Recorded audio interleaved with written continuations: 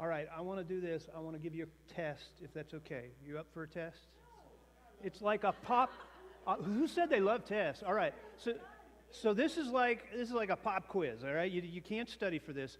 This is actually a narcissist test. Ooh, some of you are like, ooh, I don't know what that means.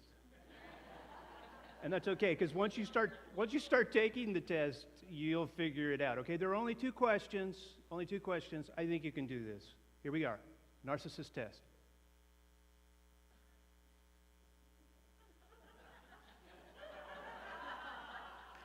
All right, now some of you are like, oh, I know what a narcissist is. Okay, somebody who's totally into themselves. Yes. This is actually a debilitating disease. It's actually quite rare, but a lot of us actually have narcissist tendencies. All right, so we may not be narcissists per se, but we have tendencies towards it because we can be a lot into ourselves. In this culture, it's easy to be into yourself, isn't it? You can say it. Yes, yes. We are into ourselves. And the problem with that is you can't be totally into God if you're totally into you, right? Can you be into God at all if you're into you? There's the question. So we're going to wrestle with this. This entire series, as we've talked about I'm In, as we've gone through our Bible reading plan. If you don't have one of these, I recommend it.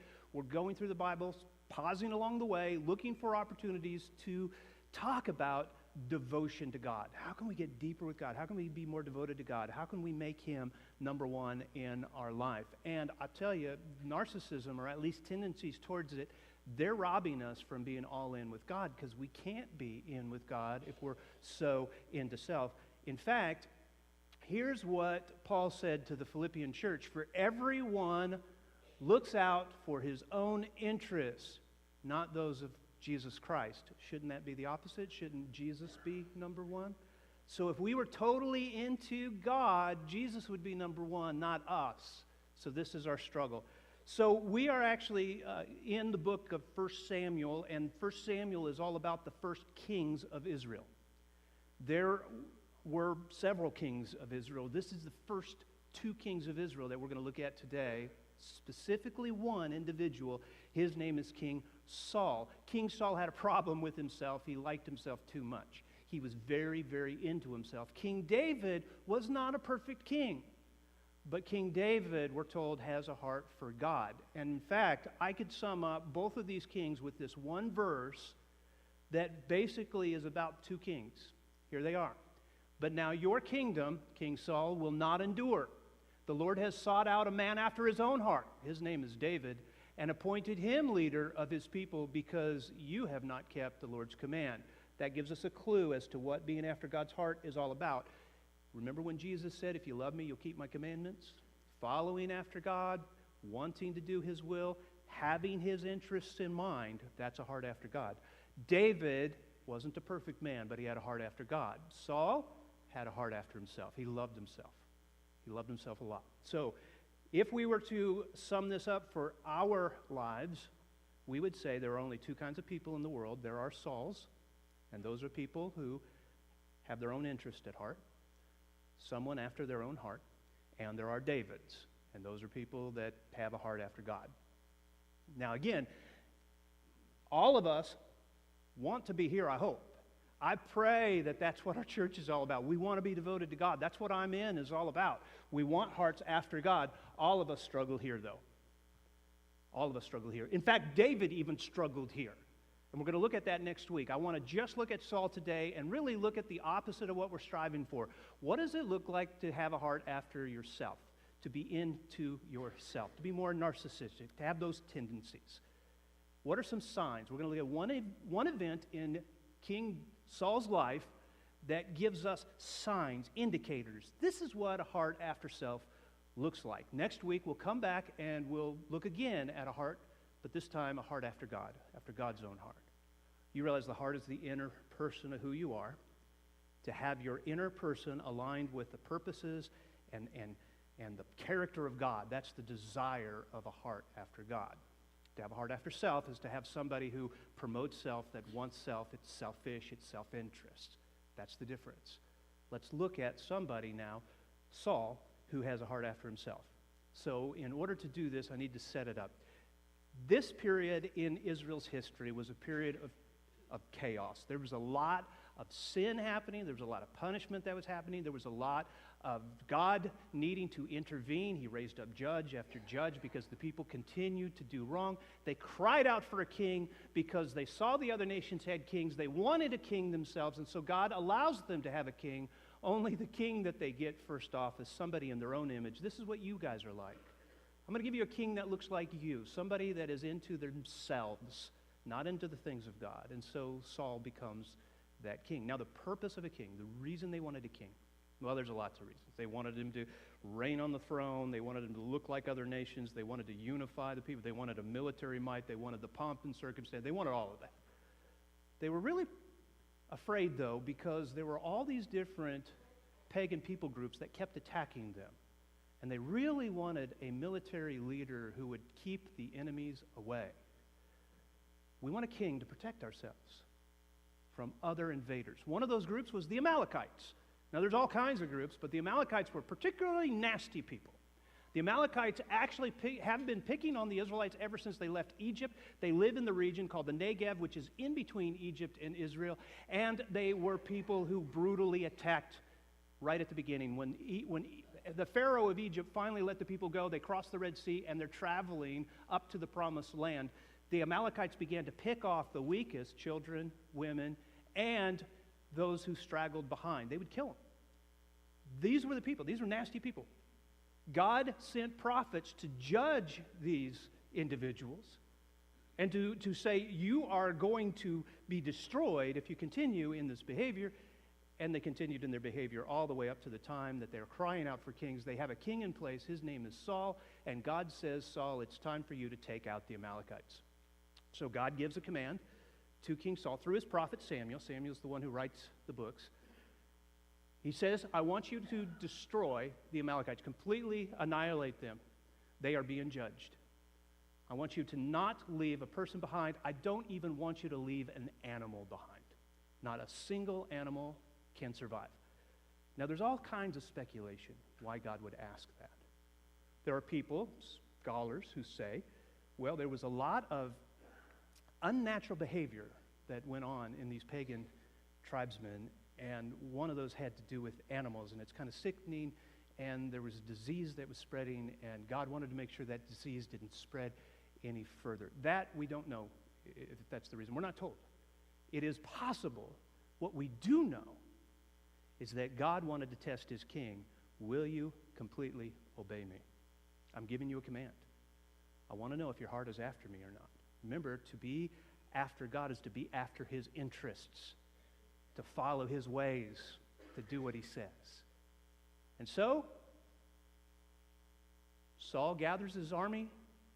Saul marches out, goes south towards the Negev, towards Egypt, to attack the Amalekites. And that's where we pick up our story. It says, then Saul attacked the Amalekites all the way from Havilah to Shur, to the east of Egypt. So it goes all the way down, and before going all the way over to Egypt, just stops because that's basically the territory where the Amalekites are. So he has attacked them and attacked them, and it says he took Agag, king of the Amalekites, alive. Oops. Wasn't supposed to take anybody alive, but he took the king alive. We're not told why. And all his people he totally destroyed with the sword. So he did almost all that he was told to do, except it gets worse. But Saul and the army spared Agag, that's a repeat, and the best of the sheep and cattle. Oh, God said, don't even leave the cattle alive. Don't leave the animals alive. But they took the fat calves and lambs and everything that was good. They were unwilling to destroy completely. That basically means unwilling to obey God completely. But everything that was despised and weak, they totally destroyed. Well, they're weak, they're not worth anything. We'll just destroy them because, God said to destroy them anyway. So here is our first sign that something's wrong in the heart of our king Saul. And that first sign is this. Somebody who is after their own heart, rather than God's heart, is mostly, he obeys. So your first blank is mostly, he obeys. And your second blank is this: he only obeys mostly. So mostly, when he only obeys mostly.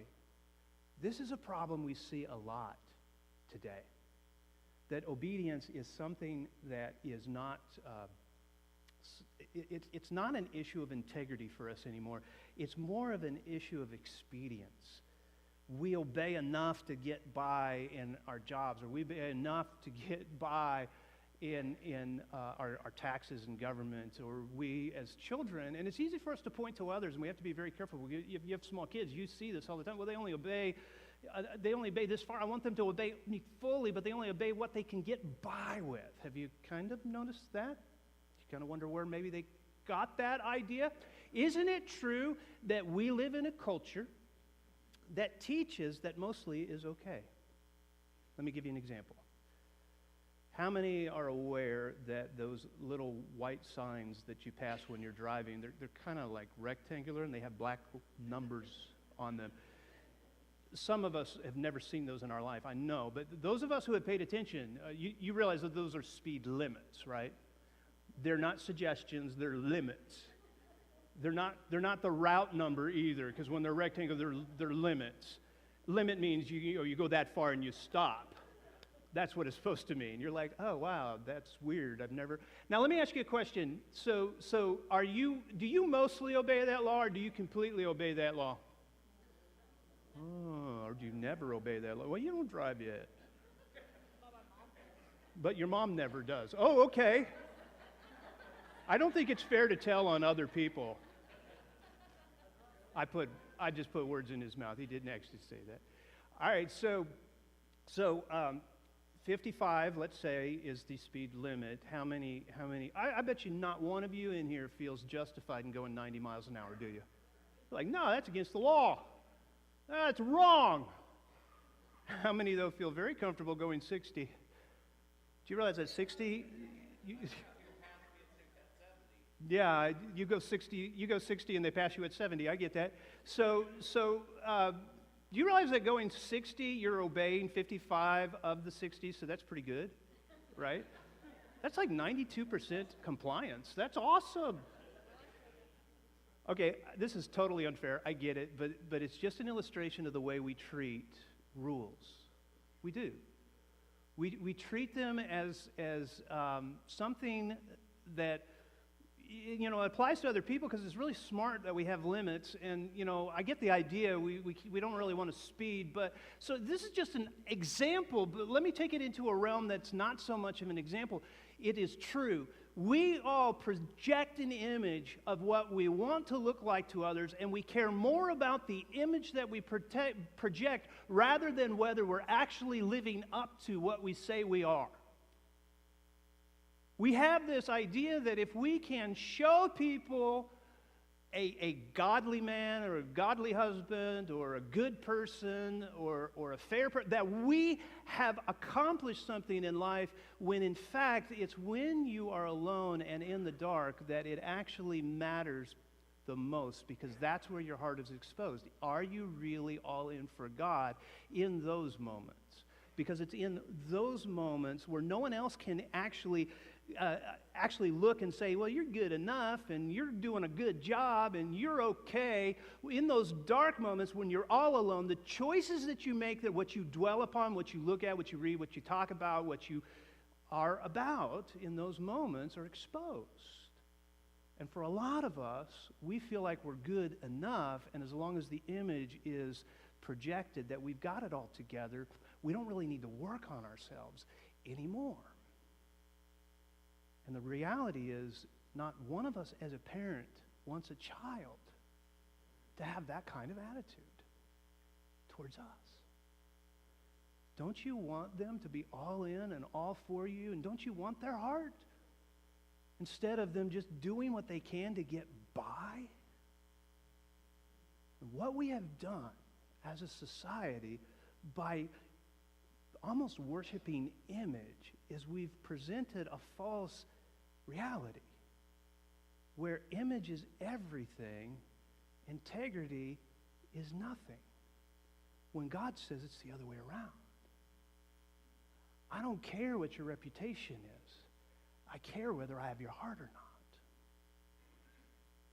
All right, so here's Saul mostly obeying, and God tells Samuel the prophet, I want you to go to Saul and I want you to tell him what I know. I'm mad. I'm upset. I don't like it at all. And Samuel gets mad, gets upset, and he goes and he hunts down trying to find Saul, but he doesn't find him right away. Early in the morning, Samuel got up and went to meet Saul, but he was told Saul has gone to Carmel. There he has set up a monument. So he's not here. He went to the next town, the next city, actually I think it's a mountain, and set up a monument in his own honor because he thinks he did a pretty good job. He actually has accomplished, he believes, what he was set out to accomplish. God said, I want you to go take care of the Amalekites. And he goes and he takes care of the Amalekites for the most part. He takes care of them, except he keeps the king alive, but he doesn't think about that, and the animals, but he doesn't think about that. He believes this is worthy of setting up a monument. Do you know why he took the time to cast and make a monument and place that monument up there so that everyone could see him? Do you know why he did that? I'm sure it was probably a great pose. You know why he did that? Because they didn't have Instagram. Would have been so much easier. So he sets up this monument in honor of himself. He goes on to Gilgal. When Samuel reached him, Saul said, "The Lord bless you." He doesn't sound like a guy who's been ruing all night over the idea that, I disobeyed God, I kept the animals alive, I kept the king alive, I shouldn't have done that. He doesn't think he's done anything wrong. He thinks he's clean, he thinks he's good. And so he says, "The Lord bless you." He sounds chipper there. If we translated this into the modern translation, it would say, "What's up?" Right? That's the idea.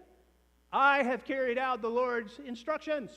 Not only does he build a monument to himself, he has no problem in honoring himself. Both of them are like monuments to himself. And this is another sign that we have a problem. When a guy is all into self and all focused on self, this is a heart after self, and we know this. So when he has a moment to himself, he builds a monument to himself. Isn't it true? And I know that not any of you have a statue in your backyard under a fountain. You want one, I know. They're pretty cool, flowers all around. Although some moms in here, I really think as a church we should pitch in and actually build you a monument. I've met your kids. There should be something in your honor.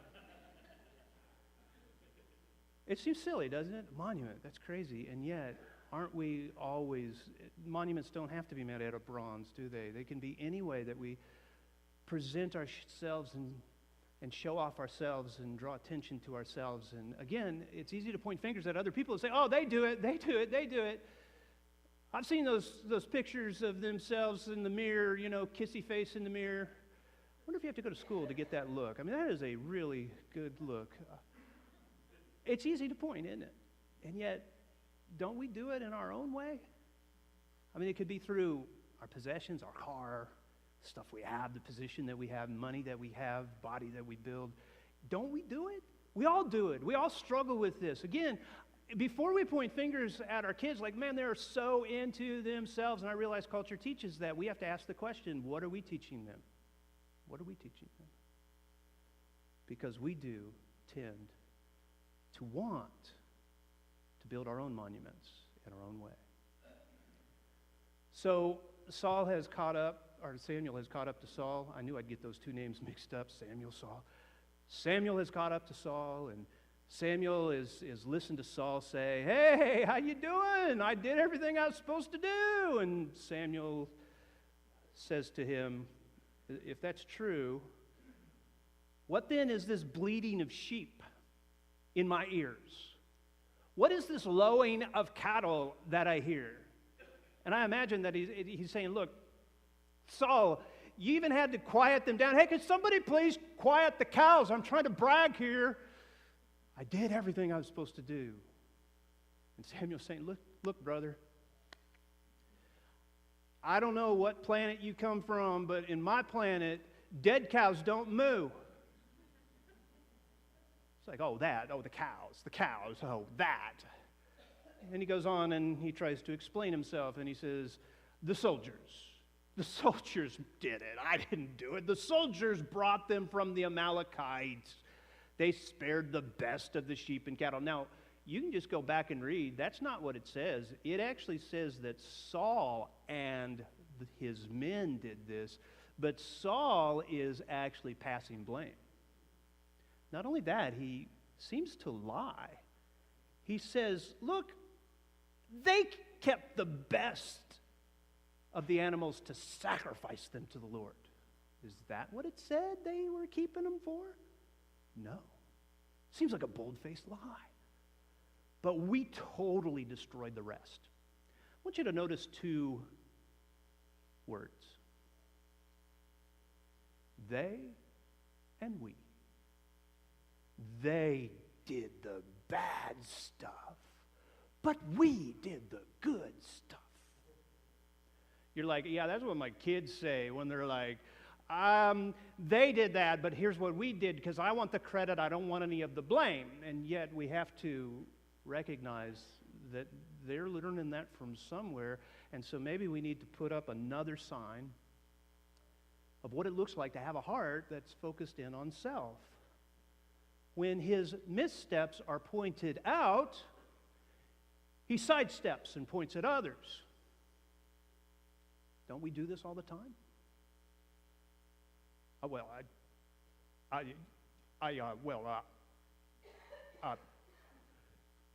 The devil made me do it.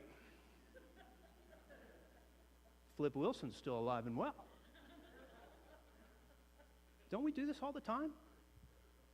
I have a really good friend, and I remember I was driving with him, and he was sharing this story with me, and I could not believe it because we went to Christian college together. He's a good, upstanding Christian leader. I love this man, and yet he's sharing with me a mistake he made.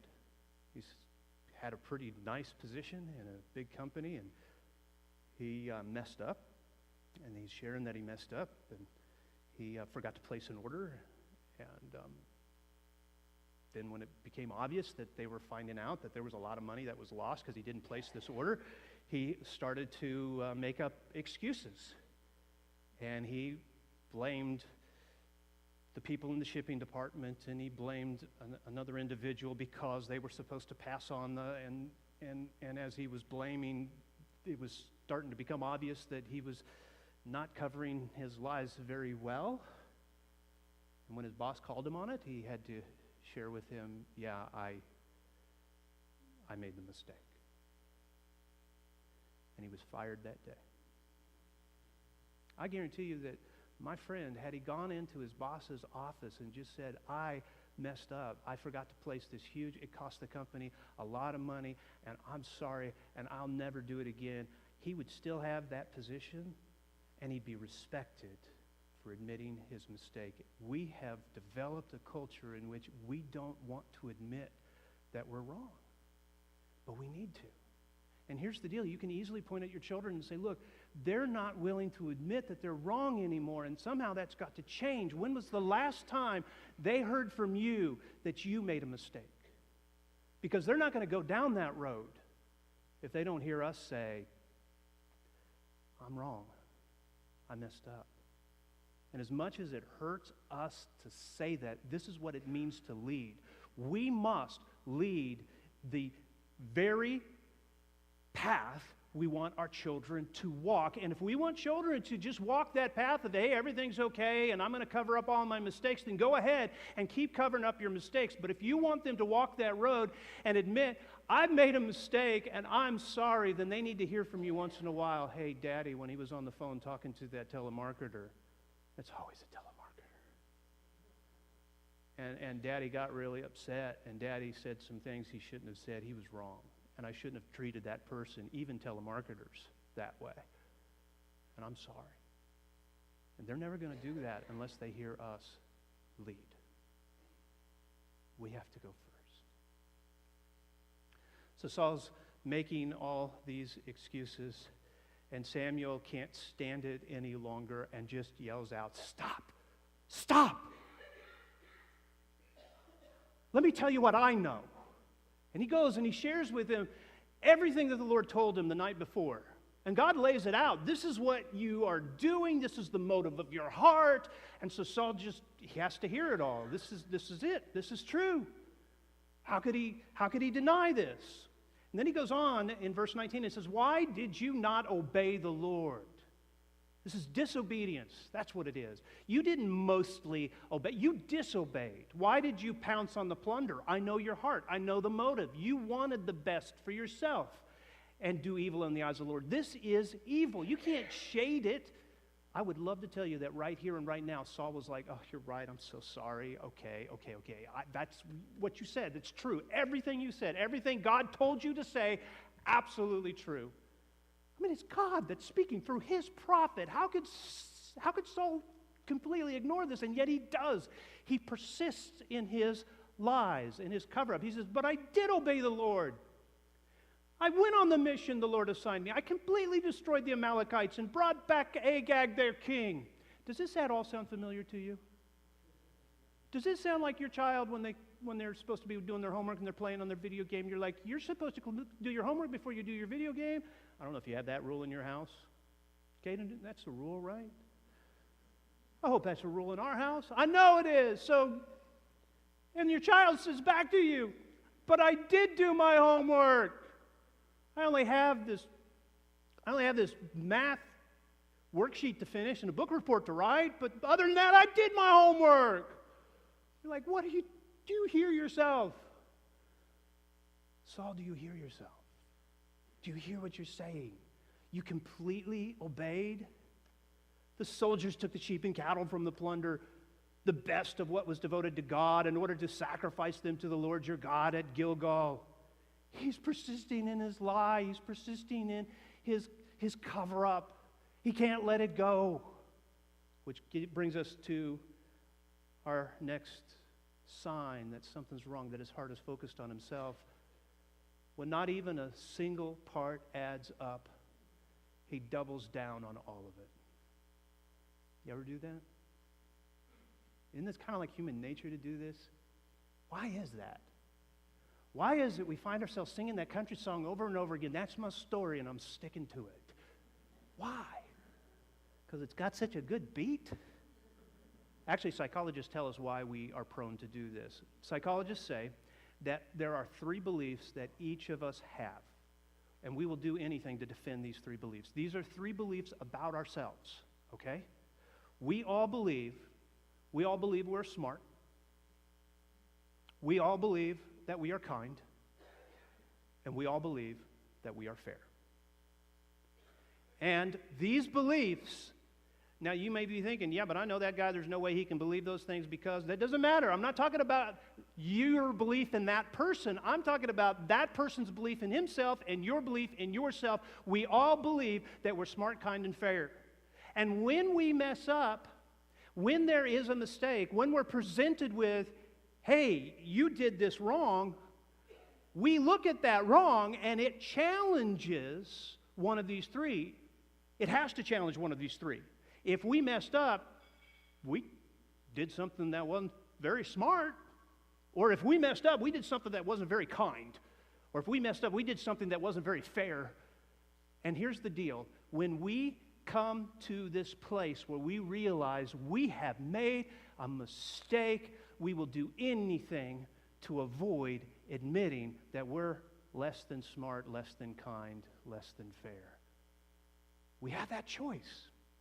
Either that, or if we have to admit that we're less than kind, less than fair, less than smart, then we feel like we're less than a person because we have presented in our culture this image that we have it all together. And you as a dad, and you as a mom, and you as a grandparent, and you as a teacher that leads, somehow have to break through that. And I guarantee you the best way to break through that is just to admit, there are times where I'm not that smart. There are times where I'm not that kind. And there are times when I'm not that fair. And if we could just get there, then our children could follow in our footsteps and say, yeah, there's times when I'm not that smart, kind or fair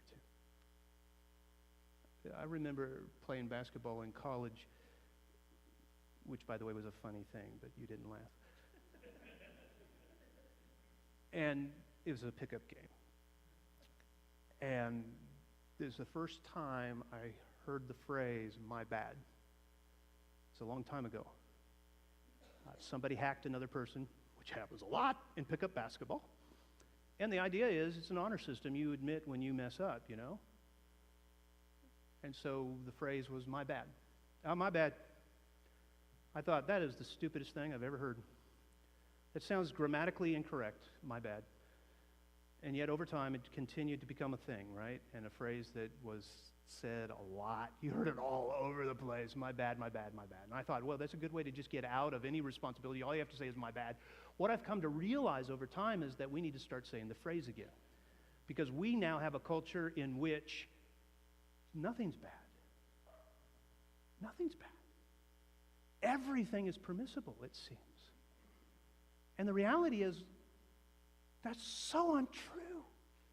We are in a desperate place as a culture because everybody believes that relativism is true, that everything goes, that anybody's belief system should be protected and defended and promoted and celebrated.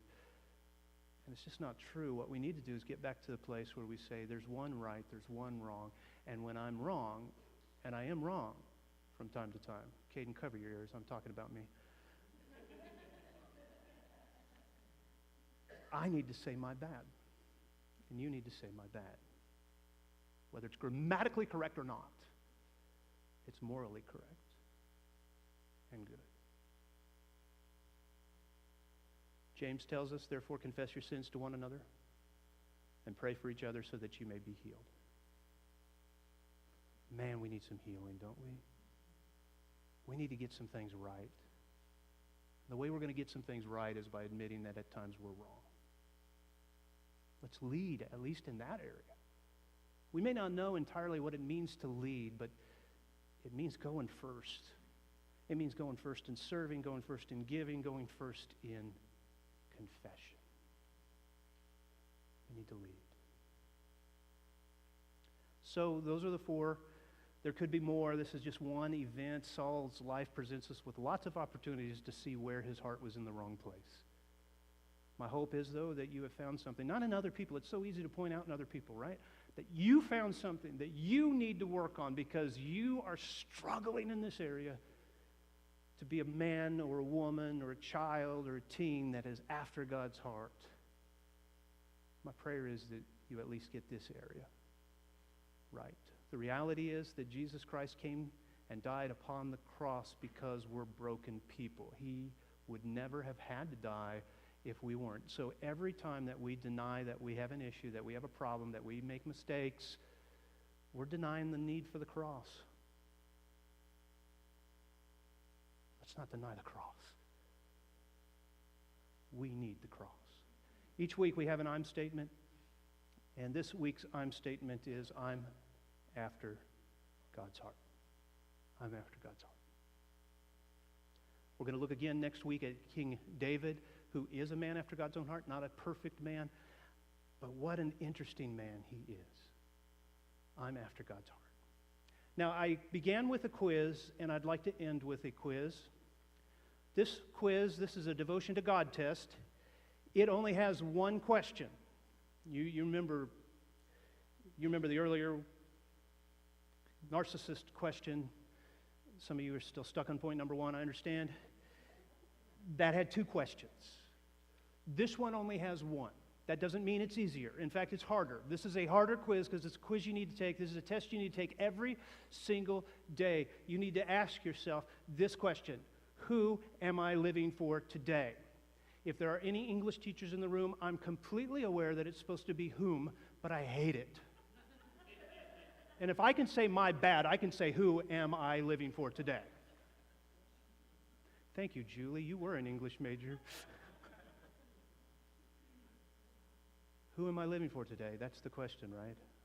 Maybe that's the question you need to wrestle with right now because you've never given your life to Jesus Christ. Oh man, you need to do so. He knows that you mess up. He knows you're not always kind. You're not always good. You're not always fair. He knows. You're not always smart. He knows. I wasn't smart enough to remember that one, but smart, he knows. And he died for you on the cross because he knows. So if you've never made a decision for Jesus, I invite you to come forward.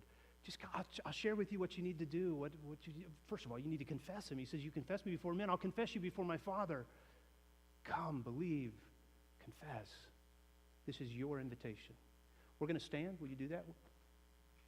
We're going to pray. We're going to sing a hymn of decision. And maybe there's a decision that you need to make it privately and put it on the yellow card. We give you opportunity to do that. I'm ready to join the church, or I need more information about joining the church, or I want to know what it means to be baptized. That's what this is for. Put it on there, mark it on that yellow card. I will look at those and contact you. Maybe you're ready to make that decision right now. If you need to make a decision for Jesus, don't delay. Just come as we sing. Let's pray. Father God, we love you and thank you that you are an amazing, good God. That you look at our weakness and our brokenness and our failing, and you love us anyway. You chose to, while we were yet enemies with you, come through your Son and die on the cross for our sins. God, help us to surrender our pride and just humble ourselves before you. Some of us need to rededicate ourselves. Some of us just need to admit that our heart has been in the wrong place. Some just need to step out and surrender to you this morning. I pray for courage to do what is necessary. We love you and ask for this in Jesus' name. Amen. If you have a decision,